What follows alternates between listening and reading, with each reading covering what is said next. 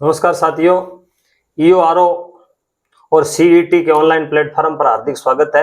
Like, subscribe और share करें और अधिक से अधिक लोगों तक इसकी पहुंच बढ़ाएं, जिससे कि ऑनलाइन स्टडी का अधिक से अधिक लोगों को फायदा मिल सके। तो अपन राजस्थान के प्रमुख भूआकृतिक प्रदेश और उनकी विशेषताओं के अंतर्गत उत्तरी पश्चिमी मरुस्थल क्षेत्र को पढ़ चुके हैं और अरावली क्षेत्र का एक वीडियो अपन बना चुके हैं। दूसरे वीडियो में अरावली की प्रमुख विशेषताएं,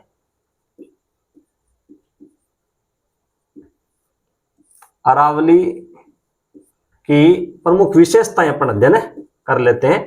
पहले वीडियो में अपन ने क्या है कि अरावली और अरावली का उपविभाजन 3 भागों में और उसकी मुख्य मुख्य बातों को समेटने का प्रयास किया। अब अरावली की और प्रमुख विशेषताओं के बारे में अपन अध्ययन कर लेते हैं। विशेषताओं का मतलब क्या हुआ? खासियत, कि उस क्षेत्र की क्या खासियत रही है अरावली को।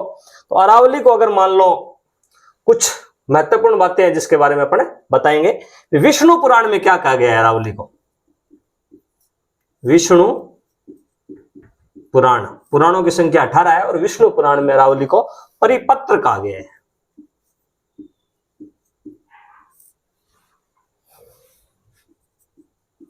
अरावली को विष्णु पुराण में क्या कहा गया है? परिपत्र कहा गया है। पुराणों की संख्या 18 मानी जाती है और वेदों की संख्या 4 मानी जाती है। तो और आगे बात करें तो अबुल फजल ने इसको क्या कहा है? अबुल फजल ने अरावली को ऊंट की गर्दन कहा है। ऊंट की गर्दन, अबुल फजल ने इसको ऊंट की गर्दन कहा है। और अगर बात करें तो कर्नल जेम्स टॉड ने इसे क्या कहा गया? जेम्स टॉड ने इसे राजपुताने की सुरक्षा दीवार कहा है। राजपुताने की सुरक्षा दीवार किसने कहा है? टॉड ने, कर्नल जेम्स टॉड ने। तो राजस्थान के इतिहास के प्रथम व्यवस्थित लेखक माने जाते हैं। विष्णु पुराण में परिपत्र कहा गया है, अबुल फजल ने ऊंट की गर्दन कहा है, राजपुताने की सुरक्षा दीवार टॉड ने कहा है। और भौगोलिक भाषा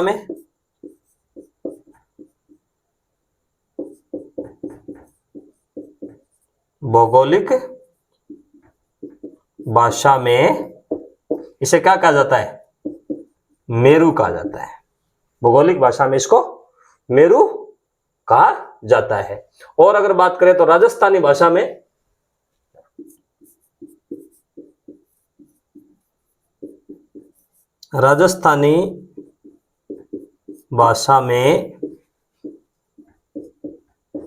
आडावाटा कहा जाता है। आडावाटा, कि इसको क्या क्या कहा गया है इसके बारे में अपन ने अध्ययन किया। और इसकी विशेषताओं के बारे में अगर बात करें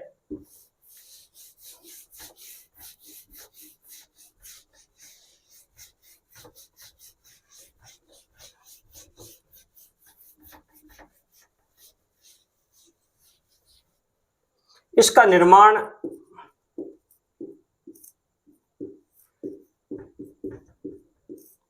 देहली महासमूह से हुआ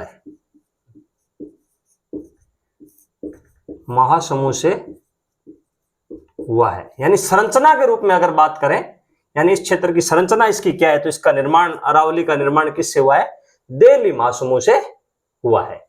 और देहली महासमूह में एक अंग्रेज लेखक हुए थे जिसने इसकी संरचना, अरावली की संरचना और स्थलाकृति का विवेचन किया था। एक अंग्रेजी लेखक हुए थे एएम हेरास एक अंग्रेजी लेखक हुए थे जिसने इसका अध्ययन किया कि अरावली की संरचना कैसी है और ये किस प्रकार की सेलों से बना हुआ है। तो इन्होंने ये बताया कि इसका निर्माण किससे हुआ है? हेरास ने बताया कि इसका निर्माण दिल्ली महासमूह से हुआ है। फिर उन्होंने दिल्ली महासमूह को 3 भागों में बांटा। दिल्ली महासमूह। दिल्ली महासमूह किसने 3 भाग किए। एक अलवर समूह है, दूसरा अजबगढ़ समूह है, और तीसरा रायलो समूह है। यानी ये दिल्ली महासमूह से इस पूरी अरावली का निर्माण हुआ है, और उसमें दिल्ली महासमूह को इन्होंने एम हेरास महोदय ने फिर 3 भागों में बांटा। अलवर समूह, अजबगढ़ समूह और रायलो समूह में इसको 3 भागों में बांटा। अब अगर और इसमें महत्वपूर्ण बातों में और बात करें तो इसका जो ये अरावली है वो इंसल्जबर्ग के रूप में है। अरावली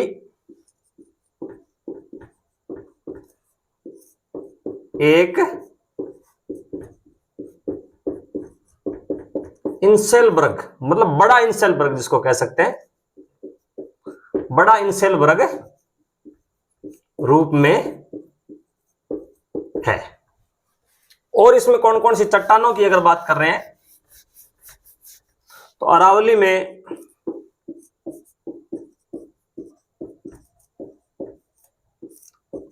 में नीश, शिस्ट और ग्रेनाइट शैलें पाई जाती है।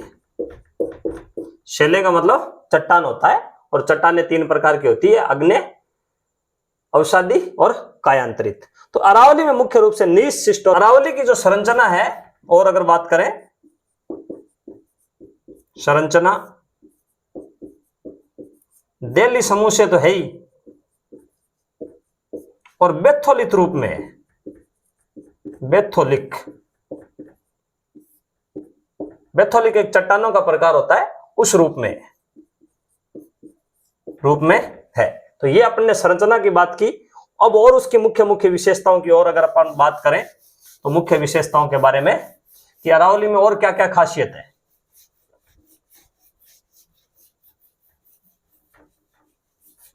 तो अरावली की मुख्य प्रमुख विशेषताओं में एक अपन ले सकते हैं राजस्थान की जीवन रेखा। ये राजस्थान की जीवन रेखा यानी राजस्थान की लाइफ लाइन है, क्योंकि यहां से खनिज तत्व, नदियां निकलती है, सब कुछ इसी पे डिपेंड है। धात्विक खनिज, नदियां, वन, सब कुछ इसी पे डिपेंड है। राजस्थान की जीवन रेखा राजस्थान को 2 भागों में बांटती है। 2 भागों में, 2 भाग कौन कौन से, बराबर 2 भागों में ना बांटकर 2 भाग कौन कौन से है। एक तो बांटती है मरुस्थलीय, और दूसरा भाग बनाती है गैर मरुस्थलीय। गैर मरुस्थलीय का मतलब हो गया मरुस्थल रहित। जैसे ये राजस्थान है, तो ये जो भाग है ये मरुस्थलीय हो गया, और ये अरावली इसको इधर वाला भाग 40% का क्या है, गैर मरुस्थलीय भागों में बांटती है। राजस्थान को 2 भागों में बांटती है। और तीसरी क्या है, महान जल विभाजक रेखा। महान जल विभाजक रेखा यानी अरावली के सारे महान जल विभाजक रेखा चलती है, जिससे क्या है कि नदियां 2 भागों में बढ़ जाती है। नदियां, एक भाग बन जाता है अरब सागर की ओर गिरने वाली, अरब सागर में गिरने वाली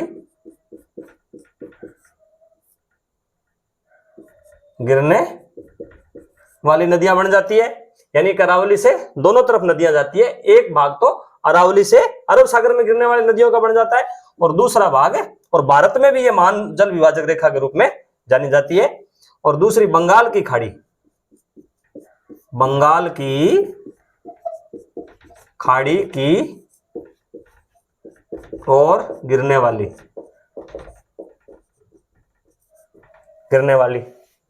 तो ये 2 भागों में जल विभाजक, महान जल विभाजक रेखा है।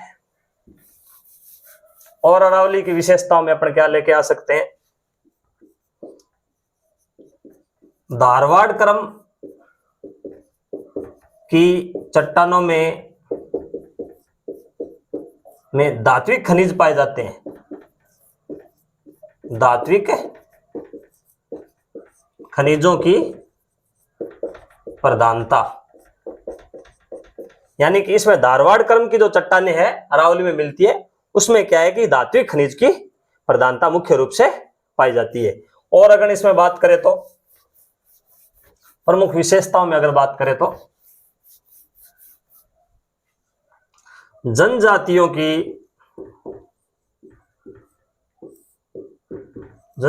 की शरण सतली, यानी अरावली है वो जनजातियों की क्या है, शरण सतली है। इसमें कौन कौन सी जनजातियां पाई जाती है? भील, मीणा, गरासिया, कथोड़ी, डामोर। तो ये मुख्य रूप से जनजातियों की शरण सतली के रूप में भी ख्यातिमान है। और अगर बात करें तो प्राचीन सभ्यताएं भी है इसमें। प्राचीन सभ्यताओं, जनक कह सकते हैं। अरावली में कुछ प्राचीन सभ्यताएं ने जन्म लिया है, जैसे आहड़, गिलुंड। आहड़ भीलवाड़ा में है, गिलुंड उदयपुर में है, और बेराट जयपुर में है। तो ये मुख्य प्राचीन सभ्यताओं में भी इसमें हम शामिल कर सकते हैं। और नवीन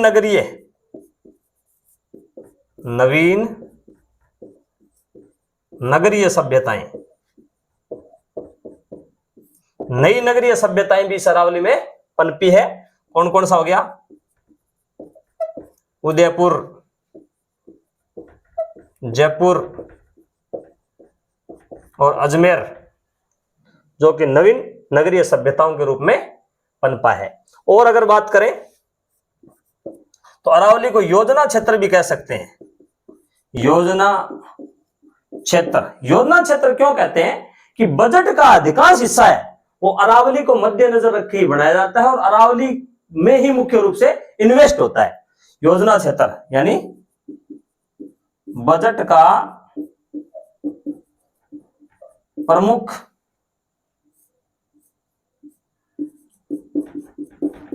योगदान किस लिए होता है?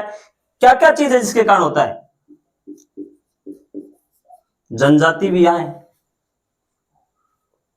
और नदी घाटी परियोजना भी इसी क्षेत्र में है।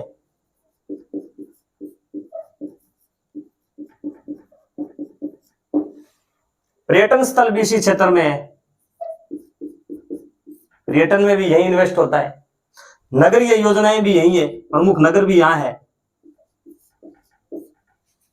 नगरीय विकास अपन कह सकते हैं, नगरीय विकास भी यही है। झील भी यही है, झील संरक्षण झील भी मुख्य रूप से अरावली में ही है, झील संरक्षण। और अगर वन्य जीव अभ्यारण्य,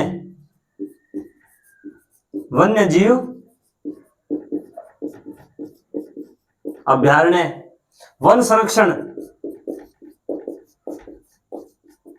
संरक्षण, तो ये मुख्य योजना, मुख्य रूप से बजट क्या है कि इसी क्षेत्र को ध्यान में रख करके बढ़ाया जाता है।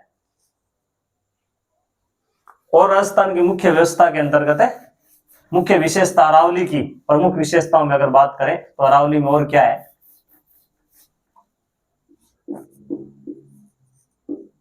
किले, ज्यादातर सारे के सारे जो पहाड़ी किले हैं सब के सब वो अरावली में है। किले, मंदिर, किले भी है, मंदिर भी है, पर्यटन स्थल भी है,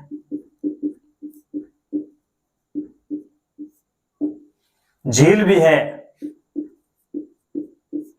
झीलें भी इसी में है, और जैव विविधता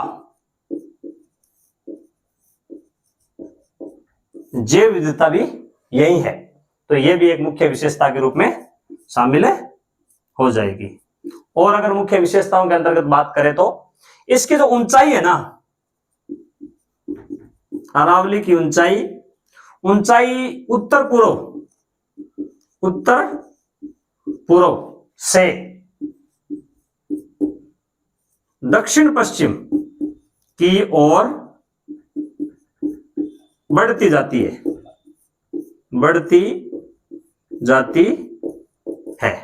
यानी जो औसत ऊंचाई है वो उत्तर पूर्व से दिल्ली की तरफ से जो अपन क्या है कि राजस्थान के दक्षिण पश्चिम की ओर जाते हैं त्यों तो इसकी ऊंचाई बढ़ती चली जाती है। प्रमुख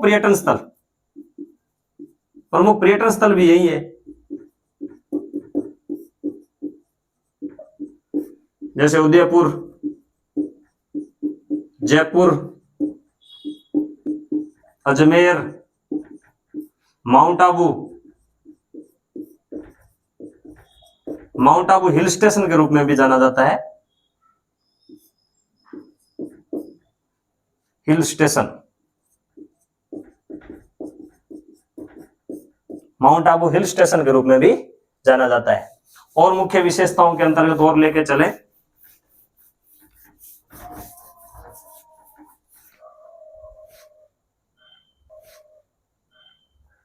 विशेषताओं में हो जाएगा, ये अरावली क्या है कि पूर्वी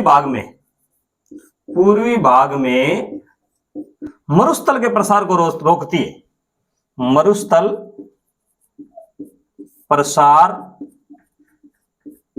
को रोकती है। जैसे ये राजस्थान का नक्शा है,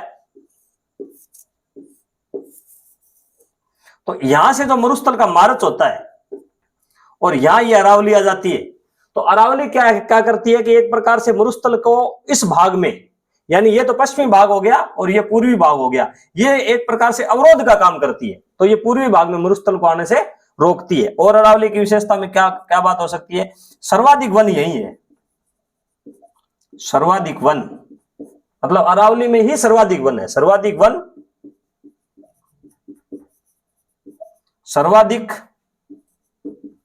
वन्य जीव अभ्यारण्य,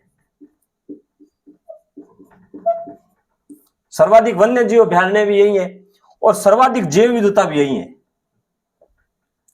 और सर्वाधिक जैव विविधता भी यही है। और अगर बात करें तो प्रमुख नदियों का, जितने भी नदियां हैं उनका उद्गम स्रोत अरावली है। प्रमुख नदियों का